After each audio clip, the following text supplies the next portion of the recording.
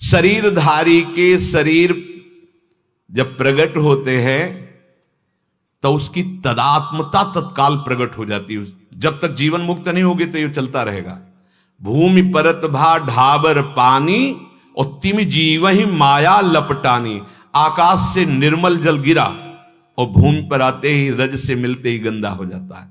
जेव ही मां के गर्भ में जो ज्ञान प्रकट हुआ था कि हे प्रभु एक बार केवल इस गर्भ से निकालो, बाहर निकलते ही मैं आपका भजन करके जीवन मुक्त हो जाऊंगा। जहां बाहर आया तो कहां कहां कहां मैं कहां आ गया, वो मेरा ज्ञान कहां अपहृत हो गया। बस फिर ये तुम्हारे माता जी, तुम्हारे पिताजी, फिर संबंधों का ज्ञान, तुम इस कुल में पैदा हुए हो, तुम्हारा ये कर्तव्य है। बस वो फिर उसमें रच पच गया, भूल गया मैं किस लिए आया था, मेरा कार्य क्या था। शरीरधारी के शरीर में जैसे पहले बाल्यावस्था आती है, पता नहीं चलता कब परिवर्तन हो गया युवावस्था का।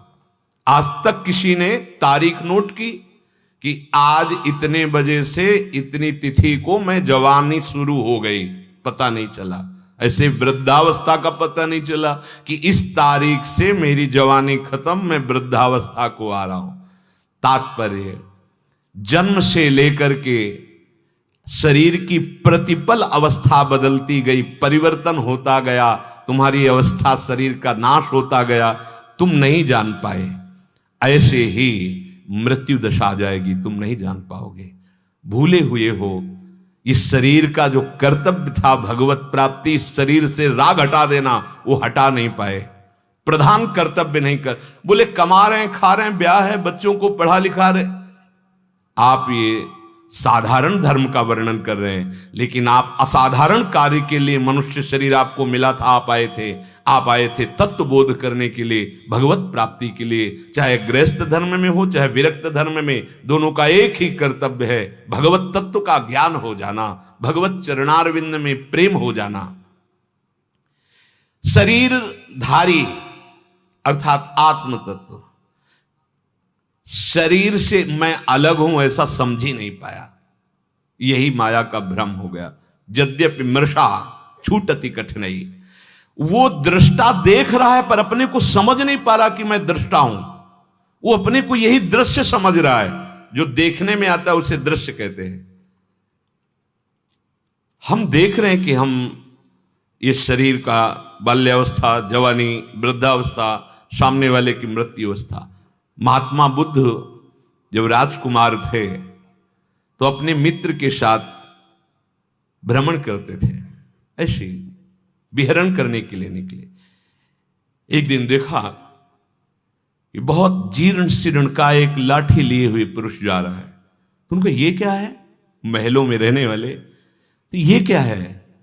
बोले राजकुमार, ये जो आपकी यौवन अवस्था है, इसके बाद ये अवस्था आती है। ऐसी अवस्था इस शरीर की आती है। दूसरे दिन देखा एक शव जा रहा था, रुकवाया, ये क्या है? और उनका उस अवस्था के बाद ये अवस्था आती है, तो हमारी भी आएगी। हाँ, ये तो निश्चित है। फिर आखिरकार मैं हूं कौन? ये सब क्या है? रात्रि में भाग पड़े थे 9 शिशु, नवीन अवस्था की पत्नी, राजवैभव। बस जब भागे तो देखो दृढ़ निश्चय कितने जोर का, इहासने सुस्य तुम्हें शरीरम। पूज्य पादुड़िया बाबा जी इसी श्लोक को सामने रखते थे और जर्जर देह हो गई थी महात्मा बुद्ध।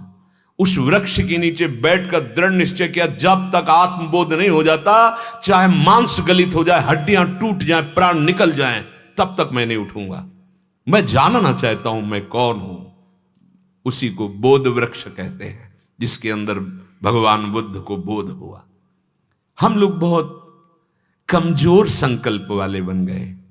चले तो हैं प्रभु के मार्ग में बिल्कुल लड़खड़ाते हुए, जिधर मनोरंजन की बात आई कर लेते हैं मनोरंजन। देख लिया, सुन लिया, चख लिया, सूंघ लिया, भोग लिया, तो गांठ वैसी की वैसी बनी रही। आपको लग रहा है मैं चल रहा हूं, एक कदम भी आप नहीं चल रहे, वहीं खड़े हैं। वहीं चलना तब होता है जब अंदर से कर्ता और भोक्ता भाव मिटने लगे, दृष्टा भाव आने लगे। ओहो, मैं रसेंद्री नहीं हूं कि स्वाद चख लूंगा, ये मन और इंद्री, रसेंद्री का विलास। मैं जनेंद्री नहीं हूं, मन और जनेंद्री का ये। मैं कोई प्राण नहीं हूं, मैं कोई त्वगेंद्री नहीं हूं। अब उसकी इंद्रियां उसको व्याकुल नहीं कर सकती। भगवान कह रहे न मुह्यति धीरस तत्र न मुह्यति, उसके अंदर ऐसा धैर्य जागृत हो जाता है, अब वो मोहित नहीं होता। शरीर की कुमार युवावस्था आदि जैसे बदलती, ऐसे ही ठीक मृत्यु होती है। आपको कई बार सत्संग में सुनने को मिला होगा, जिसको भगवत प्रेम प्राप्त हो जाता है या तत्व बोध हो जाता है, उसका शरीर ऐसे छूटता है जैसे विशाल गजराज के गले से मल्ली की माला, मालती की माला, जूही की माला, क्या ऐसे खसक गई, पता नहीं चला। स्थूल शरीर बालक से जवान एवं जवान से बूढ़ा हो जाता है। इन अवस्थाओं का कोई भी परिवर्तन किसी भी औषधि से रोक नहीं सकता, क्योंकि ये नाशवान है ना। ऐसे ही जो एक शरीर से दूसरे शरीर में जाना है, तब तक तुम रोक नहीं सकते जब तक तुम्हें ज्ञान नहीं हो जाएगा शुद्ध, जब तक भगवत साक्षात्कार नहीं हो जाएगा। ये पुनरपि जननम पुनरपि मरणम पुनरपि जननी जठरे शयनम, ये पुण्य बल से नहीं रोक सकते, ये तप बल से नहीं रोक सकते। इसके लिए विशुद्ध बोध चाहिए। इसीलिए गोस्वामी जी कहते छूटिवे के जतन विशेष बाधे जाएगो, वह है विष भोजन जो सुधा सा खाएगो। मरना पड़ेगा मुक्त होने के लिए। मिला मान लो, बस ज्ञान हो गया, जैसे बर्ताव कर रहे हो वैसे। वह ऐसा नहीं होता क्यों ज्ञान हो गया तो कपड़ा लत्ता उतार करके वो मूर्ख बन करके। अरे वो ज्ञानी है, वो स्वांग करेगा बहुत, बिल्कुल परफेक्ट स्वांग। ऐसा थोड़ी होता है कि जिसे ज्ञान हो जाता है मनमानी आचरण करने लगता है। अज्ञानी मनमानी आचरण करता है, ज्ञानी का तो भगवत स्वरूप हो जाता है। जैसा शास्त्र उसके आचरण उसी से मिलते होंगे, उसका स्वभाव भगवत स्वरूप हो जाता है। जैसे स्थूल शरीर के रहते ही कुमार युवा अवस्थाएं होती हैं, तुम्हें कोई दुख नहीं हुआ, पर ज्यादा तन्मयता तो होने लगेगा दुख कि यार जवानी गई, अब बुढ़ापा आ गया, बड़ा दुख भोगने पड़ेगा। लेकिन कुमार अवस्था से जवानी आई, आपको दुख नहीं हुआ। आप उत्सव मनाते हैं बर्थडे का, हम नहीं कहते कि आप खुशी ना हो, लेकिन ऐसी खुशी क्या जो दुख को ना मिटा पावे। हमें तो लगता है उस दिन शोक करना चाहिए। एक वर्ष चला गया, लेकिन जिस काम के लिए आए थे वो काम नहीं हुआ। हमारा काम था दुखों से मुक्त होना, शोक चिंताओं से मुक्त होना, और हमने उसका उपाय समझा धन, उसका उपाय समझा पद, उसका उपाय समझा लोक व्यवहार। नहीं, ये सब नाशवान है। कोई अय अविनाशी, तुझे ये कोई सुख नहीं दे सकते। देख लो, खूब देख रहे हैं, आगे बढ़ो, आगे बढ़ो। तो सुख, जैसे स्थूल शरीर का परिवर्तन होता है, वैसे सूक्ष्म शरीर का भी परिवर्तन होता जाता है, कारण शरीर का भी परिवर्तन होता जाता है। पर स्थूल बुद्धि होने के कारण आप उसे पकड़ नहीं पाते हैं। स्थूल शरीर के रहते कुमार अवस्थाओं को तो आप पकड़ लेते हैं कि कुमार से यौवन, यौवन से वृद्धावस्था, लेकिन सूक्ष्म दृष्टि को आप नहीं पकड़ पाते, सूक्ष्म शरीर को। जैसे आप स्थूल शरीर में जवान हुए तो सूक्ष्म शरीर में स्वप्न जवानी का आएगा, बालक का नहीं आएगा। पकड़ लिया, परिवर्तन हो गया। जैसे ये शरीर जब सन्यास वेश से युक्त था तो स्वप्न में सन्यासी आते थे, स्वप्न में हम अपने को सन्यासी देखते थे, अब कभी सन्यासी नहीं दे, मतलब सूक्ष्म का भी परिवर्तन हो गया। अपने जिस आचरण से स्थूल शरीर को रखते हैं वही सूक्ष्म पर प्रकाश पड़ता, वही स्वभाव बन जाता है। अब पापाचरण करते हो स्थूल से तो सूक्ष्म भी पाप संकल्प वाला बन जाता है, स्वभाव भी आसुरी बन जाता है। तो ऐसे अंधकार में कैसे तुम्हें अपना परिचय प्राप्त हो पाएगा? परिवर्तन तीन शरीरों का बराबर होता रहता है, स्थूल का भी और सूक्ष्म का भी और कारण का भी। सुषुप्ति, जब बाल्यावस्था में सोए बहुत गाढ़ निद्रा, यौवन में थोड़ा कम, और वृद्धावस्था में तो नींद की शिकायत ही हो जाती है। और यह कारण शरीर का लक्षण है, मतलब कारण शरीर का परिवर्तन हो गया। जो बाल्यावस्था में नींद आती थी वो जवानी में थोड़ा कम हुई, वृद्धावस्था में तो क्षीण ही हो जाती है।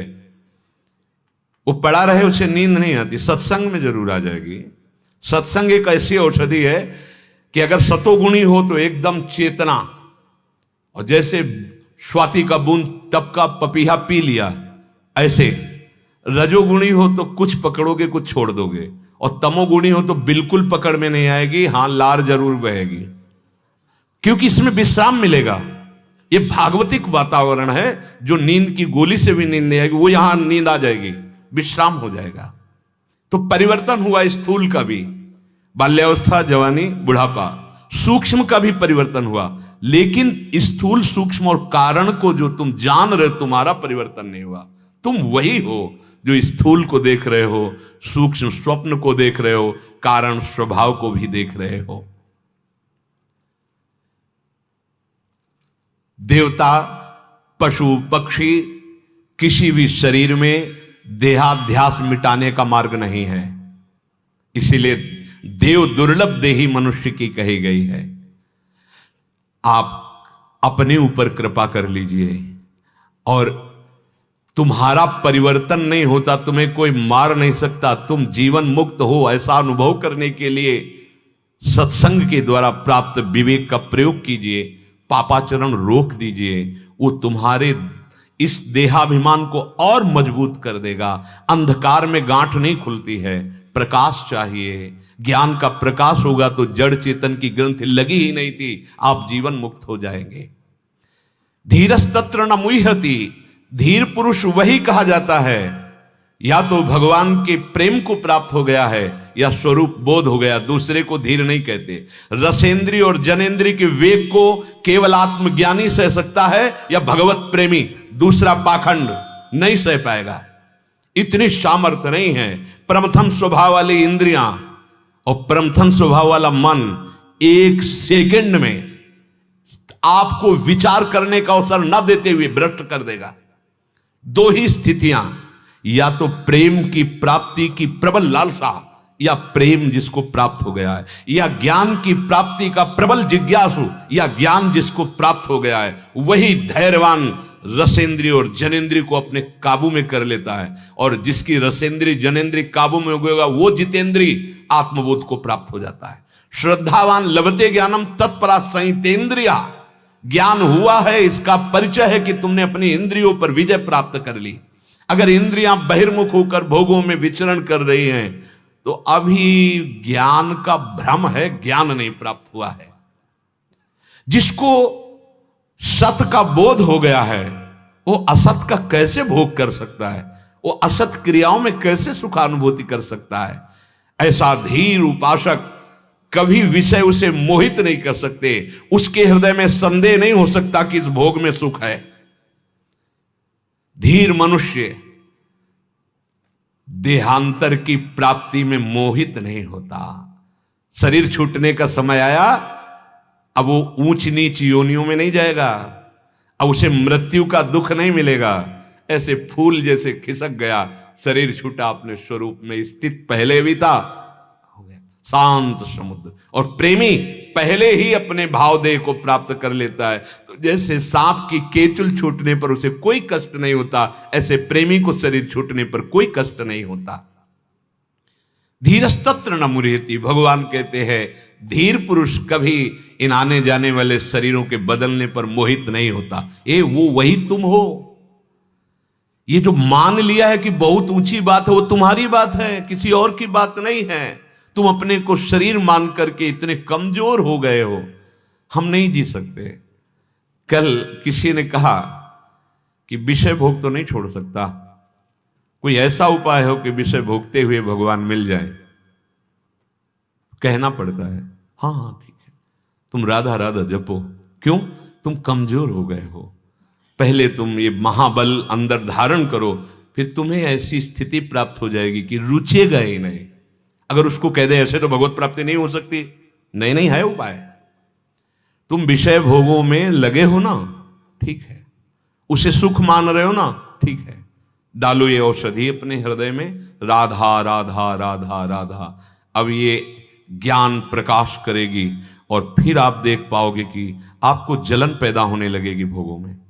जलन नहीं, ग्लानि होने लगी, मैंने क्यों किया, नहीं इसमें सार वस्तु नहीं है, बस आ गए ऊंचाई पर, ये सार वस्तु नहीं है, मेरे से गलती हो गई, मैं कभी नहीं करूं। हम देखते हैं जो अच्छे उपासक हैं, देखते हैं कि उनको पश्चाताप होने लगता है, उनको ये लगता है कभी नहीं, कभी नहीं। जिन भोगों के लिए तुम पापाचरण करते हो, उन भोग के लिए वो दृढ़ता पूर्वक शपथ खाते हैं, मैं कभी नहीं भोगूंगा। ये क्या आ गया, अनंत जन्मों से इसी में फंसा हुआ जीव ये क्या बोल रहा है कि मुझे नहीं चाहिए, मैं नहीं करूंगा, मैं नहीं भोगूंगा। अंदर आने लगा, जीत गया, जीत गया।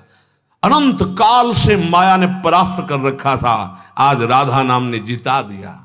उसके अंदर आने लगा, नहीं मुझे चाहिए, और जाहि न चाहे कबों कछु, तुम सन सहज सने प्रकाशित हो गए, बसो निरंतर तासुर सुर राउर निज के। श्री भगवान कह रहे हैं संभलो, इस शरीर के भोगों में तुम फंस कर अपना नाश कर दिए हो, संभलो।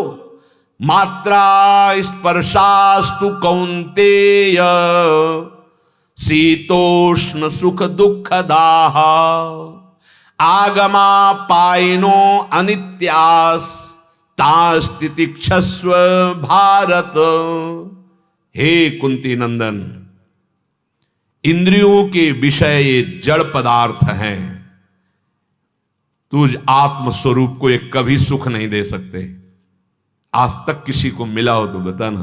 कल एक महानुभाव प्रश्न कर रहे थे, तो हमने पूछा भक्ति का परिणाम क्या आप मानते हैं, तो उनका विषय भोग, संसार की सुख सुविधाएं।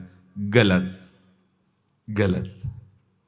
भक्ति का परिणाम है ब्रह्मादिक के भोग सब विषम लागता है, असलियत आ जाती है।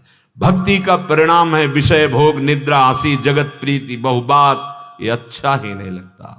भक्ति का परिणाम है नहीं खान पान ते भावे है, नहीं कोमल वसन सुहावे है, सब विषय लगे ते खारा है, हरिम आशिक का मग न्यारा है। कैसी उल्टी बुद्धि हमारी हो गई, हम भक्ति का परिणाम समझते हैं विषय भोग, अनुकूलता, और भगवान यहां आदेश कर रहे हैं मात्रा स्पर्शास्तु कौन्तेय शीतोष्ण सुख दुख दाह। मात्रा स्पर्श, मात्रा का मतलब होता है तौल नाप। जब कितनी मात्रा में आप ये दे रहे हैं, आप कितनी मात्रा में ये ले रहे हैं, तो मात्रा का मतलब होता है माप, अर्थात जिनसे हमें ज्ञान होता है। इंद्रियों से, मन से हमें भोगों का ज्ञान होता है। इंद्रिय और मन का संबोधन अंतःकरण चतुष्टय से पूरा हो जाता है, एक ही है। वो जब निश्चय करता है तो बुद्धि, संकल्प विकल्प करता है तो मन, चिंतन करता है तो चित्त, और क्रिया का कर्ता भोक्ता बनता है तो अहंकार। ये इंद्रिय और अंतःकरण ने आपको ठग लिया है। आप न करता है न भोगता है। बड़ा अमृतमय शब्द है। अब ये अपने लोगों ने आजकल भक्ति का स्वरूप केवल इतना समझ लिया, अगरबत्ती लगा दिया, दीपक जला दिया, भोग लगा दिया। आनंद जो परमानंद, विज्ञानानंद, प्रेमानंद है, उसका अनुभव करने के लिए भक्ति है भाई। ये ज्ञान उसका अनुभव करने के लिए, वो तुम्हारा स्वरूप है, वो तुम हो। तुम अपने को भूल कर, देह मानकर विषयों में अनंत जन्म व्यतीत हो गए, तुम सुखी नहीं हुए, नहीं होगे, विश्वास मान लीजिए। ये माया का भ्रम है। ये जब तक भ्रम नहीं जाएगा तब तक तुम सुखी नहीं हो सकते। चिंता, शोक, भय, मृत्यु, ये बार बार हमको सताते रहेंगे। भगवान आदेश कर रहे हैं मात्रा स्पर्शाह, अर्थात मन जो 5 ज्ञानेंद्रियों के साथ 5 कर्मेंद्रियों से भोग क्रियाएं कर रहा है, तुम्हें कभी सुख नहीं मिलेगा। देख लो, सब बैठे हो, बस केवल लालच ही लालच है, आसक्ति ही आसक्ति है। ऐसा लगता है इस बार नहीं तो इस बार तो सुख का अनुभव हो ही जाएगा, नहीं होगा। इंद्रिय और अंतःकरण जो तुम्हें ज्ञान दिला रहे हैं विषय भोग में सुख है, अनुकूलता प्रतिकूलता को जो ज्ञान दिला रहे हैं धोखा है, धोखा तुम्हारे साथ, तुम्हारे ही धोखे में फंस रहे हो, तुम्हारे ही अपने ही धोखे में फंस रहे हो, अपने ही जाल में तुम नष्ट हो रहे हो। तुमने अंतःकरण में मैं आरोपित कर दिया, शरीर में मैं आरोपित कर दिया, इंद्रियों में मैं आरोपित कर, मैं ये देख रहा हूं, मैं सूंघ रहा हूं, मैं भोग रहा हूं, मैं खा रहा हूं। मर गए, पक्का मर गए। अब तुम्हें मृत्यु से कोई नहीं बचा सकता, तुम्हें मृत्यु रूपी भयानक दुख भोगना पड़ेगा, फिर जन्म फिर मरण। समझो इस विषय को। भगवान आदेश कर, मात्रा स्पर्शास्तु कौन्तेय शीतोष्ण सुख दुखदा। केवल पदार्थ और उनका भोग ये तुम्हारा सुख है? अरे प्राण इंद्रियां ये ठग रहे हैं तुम्हें, तुम स्वयं अपने को ठगा रहे हो। यहां से जब शरीर छूटता है तो केवल भोगा शक्ति और जो पाप कर्म किए या पुण्य कर्म किए वही साथ, सूक्ष्म स्थूल तो यही रह जाता है, सूक्ष्म शरीर कारण शरीर तुम्हारे कर्म, फिर अगला जन्म निश्चित। रोको रोको, इस मृत्यु की परंपरा को रोक दो। आखिरी मृत्यु होनी चाहिए, मान लीजिए। महासुख है, धाम का सुख लीजिए, स्वरूप का सुख लीजिए, चिदानंद सुख में आइए। तुम चिदानंद भगवान के अंश हो, तुम शरीर नहीं हो, पक्का। थोड़ा तो आप अब जागृत होइए। मोह निशा सब सो अनिहारा, देखें स्वपन अनेक प्रकारा, यही जग जामिनी जागे जोगी। तुम योग प्राप्त कर लोगे, कोई कठिन नहीं है योग प्राप्त करना। केवल राधा राधा राधा राधा, सब ज्ञान ना आ जाए तो मुझे बता देना। भगवान कह रहे हैं तेषाम सतत युक्तानाम भजताम प्रीति पूर्वकम। ये राधा नाम प्रीति का नाम है। श्री कृष्ण के हृदय का मूर्तिमान प्रेम ही राधा नाम है। भगवान कह रहे हैं यदि सतत प्रीति पूर्वक मेरा स्मरण करोगे, दोनों का हो गया। भगवान के हृदय का प्रेम राधा नाम है। बहुत शोध करके, यह केवल कोरी भावुकता का नहीं है विषय, बहुत शोध करके। ऐसे कोरी अंधविश्वास और भावुकता में आने वाली बुद्धि से हम आपको नहीं बोल रहे हैं। ये श्री कृष्ण का प्रेम है राधा नाम। भगवान कह रहे तेषाम सतत युक्तानाम भजताम प्रीति पूर्वकम। अगर प्रेम पूर्वक आप जप रहे हो, भगवान कह रहे मैं बुद्धि का योग प्रदान करूंगा। मैं, जब वो हमें योगी बना देंगे तो कौन हमें भोगी बना सकता है? हमारा केवल एक कार्य है, तुम ना जा समझो कि शरीर हो कि आत्मा हो, आप जप के तो देखो, अभी सब जागृत हो जाएगा। और सुन लो, दिमाग में डाल लो कि आगे का मार्ग ये है। पदार्थों से हमारा संबंध हो गया है बहुत जोर का। ये स्वीकृति अहम में बैठ गई है।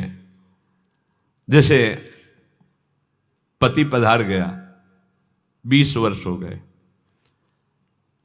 लेकिन वो स्मृति, वो स्वीकृति मैं वैधव्य को प्राप्त हो गई। मेरा पति गया, वो उसको खाए जा रही है।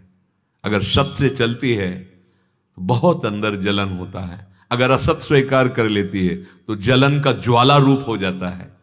समझो, वो खुद सच्चिदानंद है, वो स्त्री नहीं है, पर उसने मान लिया और ऐसा जोर से संबंध स्थापित किया, पूरे जीवन चलता रहता है और उसी स्मृति में नए जन्म का निर्माण हो जाता है। पदार्थों का संबंध बना रहता, पदार्थ नष्ट होते रहते हैं।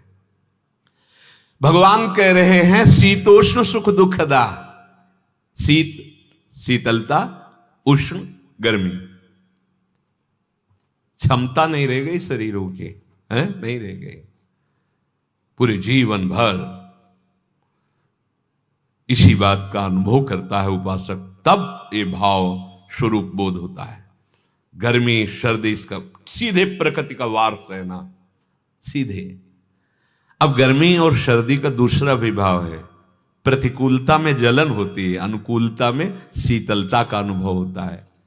हर्ष और शोक, अनुकूलता प्रतिकूलता, सुख और दुख, ये सब शीत और उष्ण के अंदर अंतर आ जाते हैं। उपासक को इतना सहनशील बनना है तभी आप अपने स्वरूप की यात्रा कर पाएंगे। कि ये जितने भोग हैं, इनमें जो मुझे प्रिय लगते हैं उनमें शीतलता, हर्ष, सुख, अनुकूलता लगती है, और जो अप्रिय होते हैं, वस्तु, व्यक्ति, स्थान, घटना, उनसे हमारा द्वेष हो जाता है, प्रतिकूलता हो जाती है, दुख मिलता है। इसी विषमता को जीतने के लिए उपासना का मार्ग है, अध्यात्म मार्ग है। भगवान कह रहे हैं सुख दुख से ऊपर उठो। कैसे उठें? सह जाओ। तास्ति तितिक्षस्व भारत। भगवान ने ये नहीं कहा कि जो तुम्हें बुरा कहे, जो तुम्हें अपमानित करे, जो तुम्हें प्रतिकूल भाषे उसको नष्ट कर दो, ऐसा नहीं कहा भगवान ने। जो अनुकूल हो, जो तुम्हें सम्मान करे, उसे गले लगा लो, ऐसा भी नहीं कहा। दोनों की बात कही है। आगमा पाइनो, ये आने जाने वाले हैं। कौन? बोले सुख दुखदाह, ये सुख दुख देने वाले, अनुकूलता प्रतिकूलता, ये राग द्वेष। सह जाओ, झगड़ा मत करो, फूलो मत। अनुकूलता आ जाती तो फूल जाते हो, प्रतिकूलता मिलती है तो शोकित हो जाते हो। अनुकूलता आई तो सुखी हो गए, सम्मान मिला, प्रतिकूलता आई, अपमान मिला तो दुखी हो गए। अरे तुम कहां के हो? क्या कर रहे हो? तुम आनंद समुद्र हो, कहां फंस गए? उठो, सह जाओ इनको। तितिक्षस्व भगवान कह रहे हैं। ये सुख दुख देने वाले जितने भी पदार्थ हैं, आगमा पाइनो, ये टिकेंगे नहीं। आज तुम्हें कोई प्रणाम कर रहा है, कल वो दूसरे को प्रणाम करेगा, परसों तीसरे को प्रणाम कर, जलोगे। कुछ भी स्वीकार किया तुम मारे जाओगे। यहां केवल भगवान सामने मेरे प्रभु है। बहुत समझने की जरूरत है। तुम्हें परम सुखी करने की बात भगवान कह रहे हैं।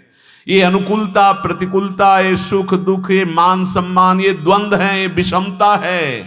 तुम्हारा स्वरूप सम है, ये विषम है। इसी को जीतो। जीत विषम संसार, कीर्ति जग बिस्तरे, बिस्तरे सब जग बिमल कीरति, साधु संगति ना टरे, बास वृंदा विपिन पावे। श्री राधिका जो कृपा करे, किसके लिए? जो निरंतर नाम जप कर रहा है। जय जय श्री हरिवंश नाम गुण गाई है, प्रेम लक्षणा भक्ति सुदृढ़ कर पाई है। अरुबाढ़े रस रीति, प्रीति चित ना टरे, जीत विषम संसार, कीर्ति जग बिस्तरे। इसी में फंसा है पूरा चराचर जगत फंसा है। काहे को व्यर्थ में आम पोषण कर रहे हो? भगवान कह रहे आगमा पाइन, ये जितने भी सुख दुख हैं ये टिकेंगे नहीं। आज सुख आया है, हर्षित मत हो, दुख आने वाला, तैयार हो जाओ। अगर सुख का भोग नहीं किया तो दुख तुम्हें परास्त नहीं कर पाएगा। ये आद्यंत वाले हैं, इनमें राजी मत हो। सारा का सारा मनुष्य समुदाय केवल इसी में लगा हुआ है। अंदर की बात देख लो। यही विचार में अहंकार विष है जो भगवत प्राप्ति नहीं होने दे रहा। कोई भी नहीं ठहरेगा तुम्हारे पास, न सुख ठहरेगा न दुख ठहरेगा, न मान ठहरेगा न अपमान ठहरेगा। ये जाने वाले आगमा पाइनो, भगवान कह रहे, तो तुम कैसे रोक सकते हो? कितना भी आप उपाय कर लो, नहीं टिकेगा। सह जाओ, निकल गया। गंदी हवा, गर्म हवा, सुगंधित हवा, यात्री की यात्रा रुकती नहीं इन पर। जैसा भी वो क्रॉस करता चला जाता। जैसे वायु है, कहीं मल से युक्त वातावरण से निकलती, कहीं पुष्पों से निकलती, लेकिन उसका कार्य है प्रवाहित होना, वो प्रवाहित होती रहती है। उसका गंध गुण नहीं, गंध गुण पृथ्वी का है। ऐसे उपासक निरपेक्ष सम रहता है। सुख दुख, मान अपमान, लाभ हानि। अभी स्थिति नहीं आई तो सहो, भगवान कह रहे हैं। ये आगमा पाइनो अनित्यास्ता तितिक्षस्व भारत, ये नाशवान है। यहां जितना भी देख रहे हो पहले नहीं था, जितना भी देख रहे हो बाद में नहीं रहेगा। गोचर जहां लग मन जाई, ये सब बीच में भास रहा है, प्रतिक्षण मर रहा है। अज्ञान के कारण नहीं पता चल रहा। हम हैप्पी बर्थडे मनाते हैं कि हम बढ़ गए, बढ़ नहीं गए, घाटे में हो गए। 12 महीने तुम्हारे जीवन से गए। 12 महीने क्या किया? 12 महीने कौन सी आपने ऐसी अविनाशी वृत्ति प्राप्त की? नहीं, वो हर्ष मनाते हैं, नाचते हैं, यही है। 12 महीने गए और आपने असली कमाई नहीं की। पता नहीं 12 सेकंड है कि नहीं है। नाचते नाचते प्राण निकल जाते हैं। बोलते बोलते अगला शब्द नहीं आता। भोजन का कवल मुंह में, आग नहीं लील सकते। खत्म, चलो हटो इस शरीर से, हटो, चलो दूसरे शरीर में। तेरा क्या बस, ऐसा बन जा कि ये शरीरों का चक्र खत्म कर दे और अपने स्वरूप में आ जा। देख, ये पहले उत्पत्ति से पहले नहीं था कोई शरीर, ये इनका विनाश होगा, ये भी नहीं रहेंगे बाद में। तू पहले भी था, अब भी है, बाद में भी रहेगा, अपने को समझ ले। तेजी से इतनी जल्दी बदल रहा है जैसे फिल्म का पर्दा हमको दिखाई दे रहा हो, बातचीत कर, वह इतनी जल्दी से बदल रहा है कि हमें समझ में नहीं आता कि ये बदल रहा है। हमें दिखाई दे रहा है स्थाई खड़ा आदमी वो बातचीत कर रहा है, उसकी हर चेष्टा सेकंडों में बदल रही है। वहां पीछे से आगे पर्दे में हमको स्थाई दिखाई दे रहा है, ऐसे पर्दे में स्थाई दिख रहा है, और उस बिजली से भी अधिक तीव्र गति से हमारी जीवन शक्ति नष्ट हो रही, हमारा शरीर नष्ट हो रहा है। और हम अपने न स्वरूप को जान पा रहे हैं, न भजन कर पा रहे हैं। हे हम अमुक, हम अमुक, हम अमुक, तू कुछ नहीं है, सच्चिदानंद प्रभु है तू। देख तो तू लौट कर अपने आप को, ये बाहरी मेड़ों में ऐसा फंसा हुआ है, इसी में तो हिंसा हो रही है, इसी में पापाचरण हो रहे हैं, इसी में द्वेष हो रहा है। नहीं संभलेगा, जब तक अध्यात्म नहीं तब तक नहीं संभलेगा। अध्यात्म ही महासुख का संपादन करता है। अध्यात्मवान सहनशील महात्मा होता है। भगवान आदेश कर रहे हैं, ऐ उपासक तास्तितिक्षस्व, हे भारत सहनशील बनो, सह जाओ, सब कुछ सह जाओ। सहना सीख गए तो भक्ति बढ़ जाएगी, सहत सहत बाढ़े भगति।